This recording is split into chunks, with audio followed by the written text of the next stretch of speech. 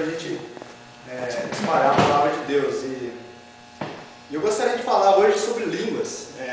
Há uma confusão muito grande, né, nos dias de hoje, onde as pessoas interpretam mal a palavra de Deus e muitas vidas têm saído da igreja vazias, frias, sem ser edificadas e muitas das vezes com confusão na mente por não entender o que a palavra de Deus diz.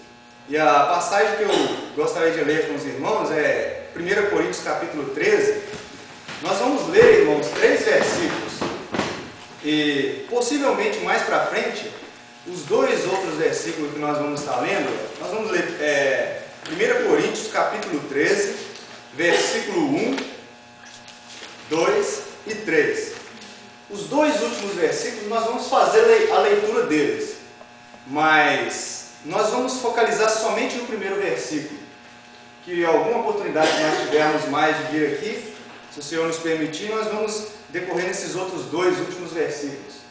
E há ensinos preciosos que a gente pode tirar desse primeiro versículo aqui, como base daquilo que nós vamos estar lendo e falando hoje sobre línguas estranhas, e fala sobre dons de línguas que muitas pessoas ouvem e dizem por aí. Vamos ficar de pé, irmão? Nós vamos fazer a leitura do primeiro versículo. Diz assim: ainda que eu fale as línguas dos homens e dos anjos, se não tiver amor, serei como bronze que soa, ou como símbolo que retine. Verso 2: ainda que eu tenha o dom de profetizar e conheça todos os mistérios e toda a ciência, ainda que eu tenha tamanha fé ao ponto de transportar montes, se não tiver amor, nada serei. E ainda que eu distribua todos os meus bens entre os pobres, e ainda que eu entregue o meu próprio corpo para ser queimado, se não tiver amor, nada disso me aproveitará. Senhor Deus e Pai, nós te damos graças mais uma vez, Senhor. Nós temos lido a Tua Santa Palavra, Senhor, e nós, Senhor, na Tua dependência, nós te pedimos a Tua direção, que o Senhor venha falar conosco na direção do Teu Santo Espírito. Ajuda-nos, Senhor, que nós possamos explicar da melhor forma possível. Ajuda-nos, ó Pai, a expor a Tua Palavra da maneira correta e devida, a qual deve ser, bem clara, Senhor. Nós entregamos esta reunião nas Tuas mãos, Senhor Deus, que nós possamos ser edificados com a Tua Palavra. Ajuda-nos, Senhor, é a oração que eu faço a Ti, entregando tudo nos Seus cuidados, em nome do Senhor Jesus, ó Pai. Amém. Amém. Pode se sentar, irmãos. Irmãos, nós vemos hoje muito se falar sobre dons de línguas, falar em línguas estranhas. Paulo, ele escreveu bastante sobre esse assunto para a igreja de Coríntios, falando sobre dons de línguas. Eu já creio que o irmão Carlos já tem falado sobre isso com os irmãos, mas nós podemos tomar pauta em algumas coisas aqui que a palavra de Deus nos fala e nos ensina, e nós podemos ver o que está acontecendo nos dias de hoje, qual o prejuízo que as pessoas têm sobre esse tal dom de língua. Quando nós olhamos na palavra de Deus, não é esse tipo de dom de língua estranha que o povo fala por aí, principalmente na comunidade carismática, onde eles mais usam essa expressão e focalizam mais, dizendo ser uma coisa que a pessoa está cheia do Espírito Santo. Quando nós olhamos na palavra de Deus, Paulo falava para os coríntios, para eles procurarem o dom espiritual. Era o melhor dom, um dom de profecia. Nós vimos isso no capítulo 14, do verso 1. Mas ele falava assim, que quem fala em língua, não fala a homens, mas fala a Deus, porque Deus entende e compreende. Ele quis dizer assim, se uma pessoa chega aqui por exemplo, um americano chega aqui e nós falamos português, ninguém aqui entende inglês, para nós entendermos melhor.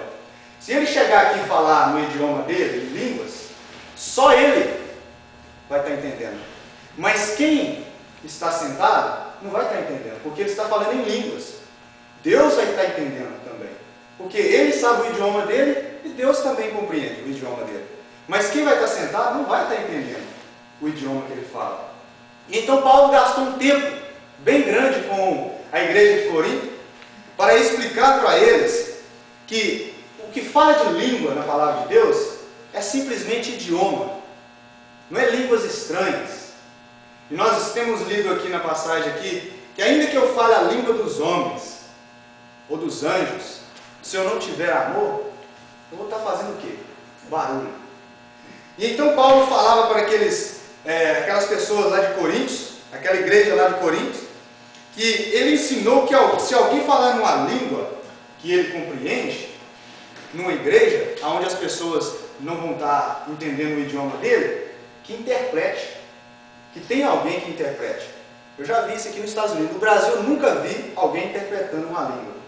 Eu vim ver isso aqui nos Estados Unidos, quando lá em Framingham, eu já vi também o irmão Carlos pregando, e um irmão, o filho dele interpretando.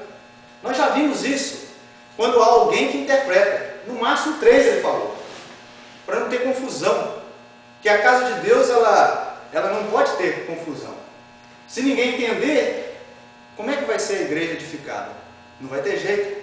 Paulo tenta explicar aqui para eles, fala assim, larga esse negócio de dons de línguas, estranho que ninguém conhece, porque eles estavam falando em línguas que nem eles mesmos sabiam, nem os que estavam ouvindo sabiam, e nem ninguém sabia interpretar aquilo.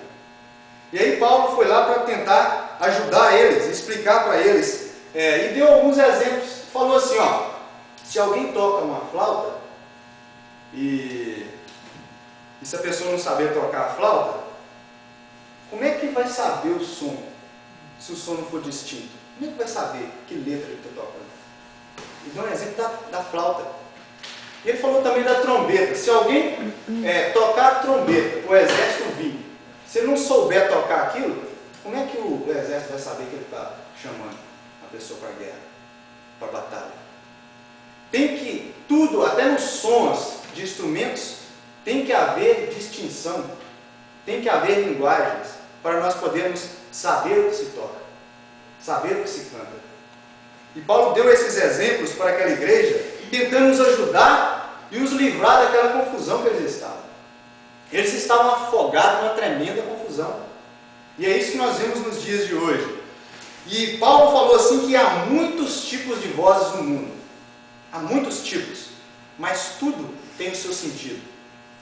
Tudo tem o seu sentido. O que ele quis dizer é o seguinte, que há vários idiomas no mundo, mas tudo tem sentido. Tudo, cada seu povo entende a sua língua, entende o seu idioma. Tem sentido. Há vários. E ele fala muito sobre esse assunto, sobre o dom de línguas. E ele falou assim, e proferiu essas palavras para os irmãos lá de Coríntios. E ele falou assim, ó, irmãos, é mais importante eu falar 5 palavras que edificam vocês todos, do que eu falar 10.000 que ninguém vai entender. Porque o intuito de Deus é que a igreja seja edificada, que a igreja seja instruída, que a igreja entenda a palavra de Deus na melhor clareza possível. Então Paulo gastou tempo lá com eles, falando sobre esse assunto. Mas o que a Bíblia fala de línguas? Quando nós vemos no passado, o ser humano, falava uma só língua. Aí o povo começou a rebelar contra Deus, Deus confundiu as línguas, lá na Torre de Babel. Aí veio a distinção de línguas. Japonês, inglês, português, grego, aramaico e várias outras línguas. Então houve aquela distinção, línguas diferentes, ninguém entendia mais ninguém, só um pouco entendia um pouco de gente e aquela torre não foi para frente, porque Deus confundiu as línguas. E é por isso que hoje nós temos vários tipos de língua no mundo. E então, nós vemos na palavra de Deus também um momento em que aquela confusão de língua que Deus trouxe no povo no passado, quando a igreja estava engatinhando, em Atos dos Apóstolos capítulo 2, nós vemos ali, quando o Espírito Santo desceu sobre aquelas pessoas que estavam ali, havia pessoas de todo lugar, de todas as línguas, de vários países. E ali, pela ação do Espírito Santo, Deus fez com que cada um deles ouvisse Pedro pregar na sua própria língua materna. O grego entendeu Pedro em aramaico, possivelmente, não sei qual a língua de Pedro, ou grego, que ele estava pregando lá. O grego